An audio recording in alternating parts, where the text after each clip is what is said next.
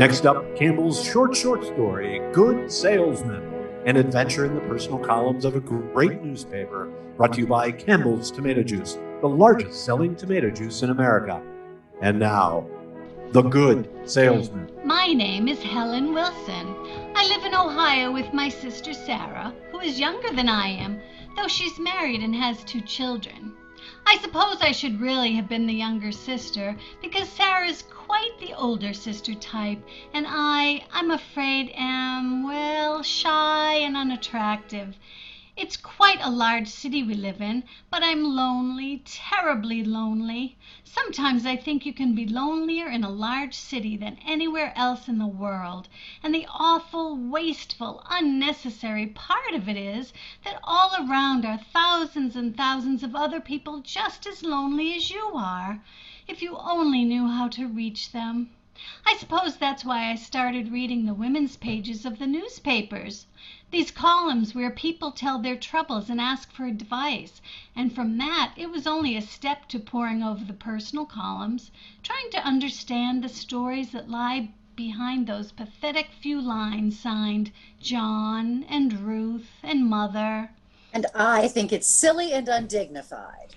No, it isn't, Sarah. It's interesting. Prying into other people's affairs. Oh, no, Sarah. I just like to try to sort of make up stories to go with the little ads. Look, here's a girl in Kansas who says that she For heaven's sake, Helen, I'm not interested in her problems out in Kansas. We've got enough of our own here. How long does it take mail to get to South America? What? Listen. Who will have pity on a lonely young American? Listen, Sarah, a lonely young American mining engineer in the jungles of South America. I'm dying of boredom. Please, somebody write to me.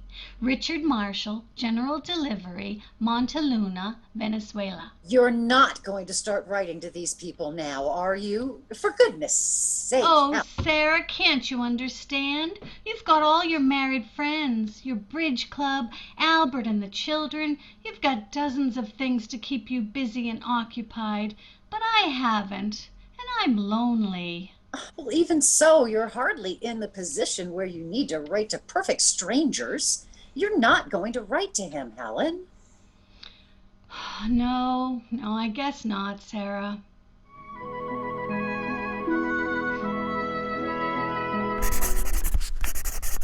October 20. Dear Mr. Marshall, I'm glad to write to you, and perhaps I'll write to you again if you send me a nice letter in return. Life in Ohio is really boring, Mr. Marshall, and I can't understand anyone being bored in South America. Please tell me about it. Would I like it there? And tell me about yourself, too. Very truly yours, Helen. Oh, heavens no, I don't dare sign my own name. Oh, what would be a good name? Betty. Very truly yours, Betty Wilson.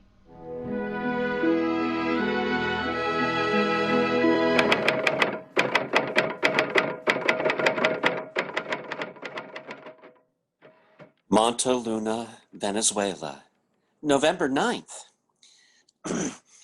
Dear Miss Wilson, I'm 22 years old and working on my first engineering job. I'm sure I won't be so bored with South America if I can look forward to regular letters from you. It would be very nice if you would send me your photograph. We're going farther into the interior on a new oil survey soon, and it would be nice to have a picture of a new friend to take along with me. Please don't forget, and thank you. Yours truly, Richard Marshall.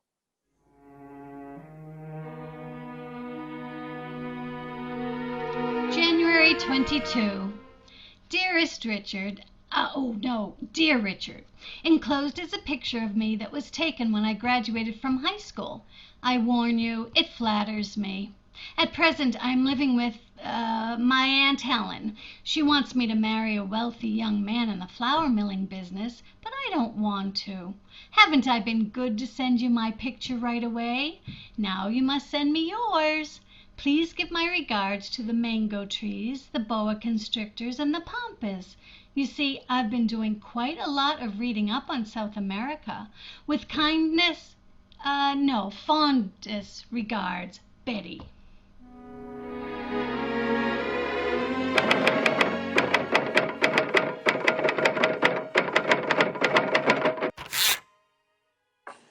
Montaluna, Venezuela, March 13th. Betty, dear, it's been almost 6 months that we've been writing each other, and I feel that I know you better from your dear letters than I've ever known any other girl. Betty, you must not marry that boy in the flower business. Please wait, and at least till I come back into the States. I am sending my picture, taken alongside one of our oil wells. Betty, dearest, if you love someone else, my heart will be broken. You are all I ever think of. Please say that you will. Please say that you love me a little, and that I have a chance. Yours forever, Richard.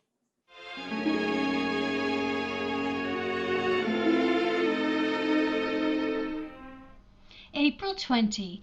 Darling Richard, I know that I love you. I'm sure that I do. I think. I wish you were here.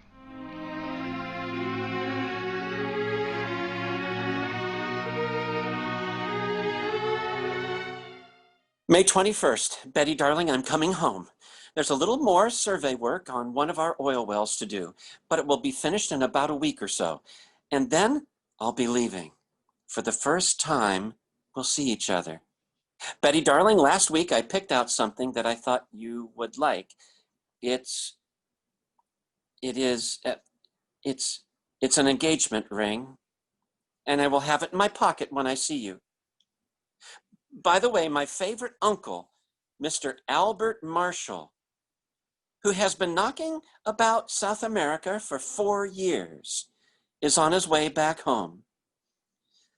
He'll probably get to you sooner, as soon as this letter. Darling, your as aunt your aunt surely won't try to stop us from being married, will she? Until I see you, I love you, I love you, I love you, your own Richard. Helen, what on earth does this mean? Well, Sarah, I've been meaning to tell you, but Is that I the didn't know. man in South America in the personal column? Yes, but I know. I've been writing to him ever since November, and we wrote oftener and oftener, and one thing led to another, and the first thing I knew, He was in love with you. he's not really in love with me, Sarah. I invented a girl named Betty Wilson. I was afraid to use my own name, and Betty's the one he's in love with. Oh, Sarah, what'll I do? Well, Helen, I didn't think you had it in you. How old does he think you are? 20. And you've been teaching school for 14 years. 15 in September. Oh, but Sarah, what'll I do? I never thought anything'd come of those letters, and now he'll be here. Practically any day. Well, you got yourself into this. You'll have to get yourself out. But I. Wait, you told him your aunt's name was Helen. Yes. Well, all I can think of is maybe you could tell him that your niece Betty went and got married to the boy in the whatever it is business. Oh, Sarah, that's it. Maybe it'll work. Maybe if I were to tell his Uncle Albert when he comes.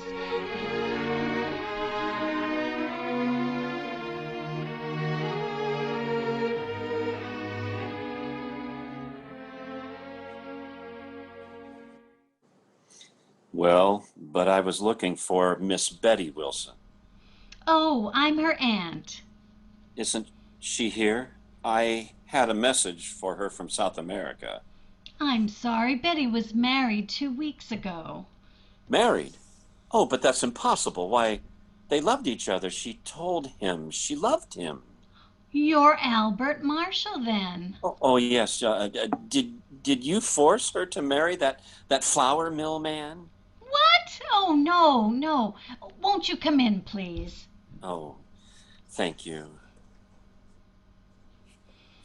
terribly sorry about Betty. My nephew will be sorry too. Is he so very much in love with her? Very much indeed. He wrote such lovely letters. Oh, you saw them? Yes. Oh, Mr. Marshall, can I trust you? Why, yes, of course. But why? Mr. Marshall, there never was any Betty Wilson. What? I wrote those letters to your nephew, Mr. Marshall. You wrote them. Mr. Marshall, you're a man of my age. You understand. I know. I was lonely. I felt I had to have a friend. I didn't mean any harm, but, I got in so deep with Richard that I couldn't find a way out. So that's why you said Betty was married. It was the only way out I could think of, Mr. Marshall. I do wish I could help Richard some way, but, I've made a terrible, dreadful mess of things. Yes. Poor Richard. Well, perhaps you could help him. I'll do anything, Mr. Marshall. I'll do my best to explain it to him, but look here, I think you'd better have dinner with me tonight, and we'll talk it over.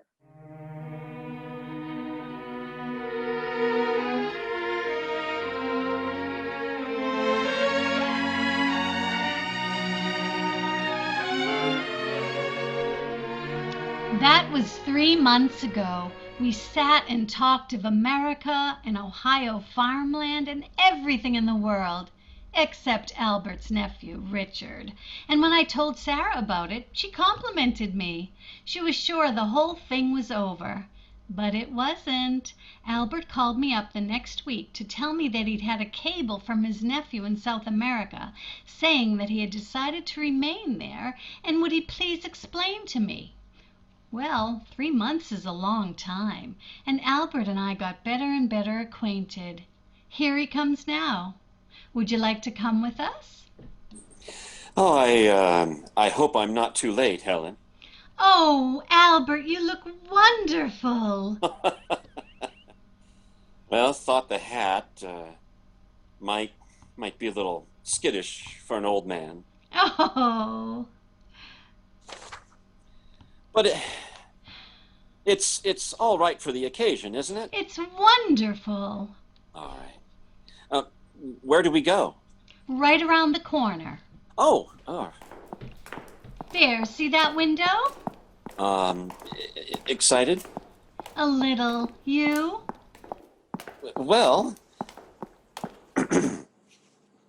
Yes, sir. Well, I'd like to apply for a one of those marriage license. How could you tell? Mister, I've been working here for 19 years. Lady first, name, occupation, and age. Helen Wilson, school teacher, age 36. All right, you, mister, name?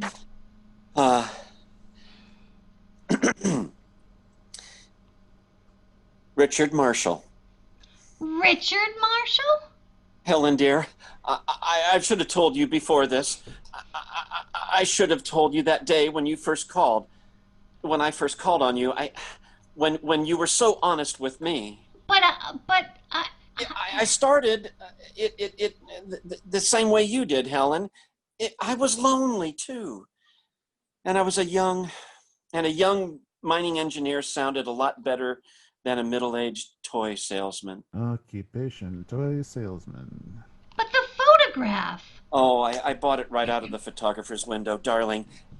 And I invented an uncle so I could come and just see you. I see. Helen, does it really make any difference? I mean, if it does, I guess I would... Of course it makes a difference, Albert. Now I've got to get used to calling you Richard all over again.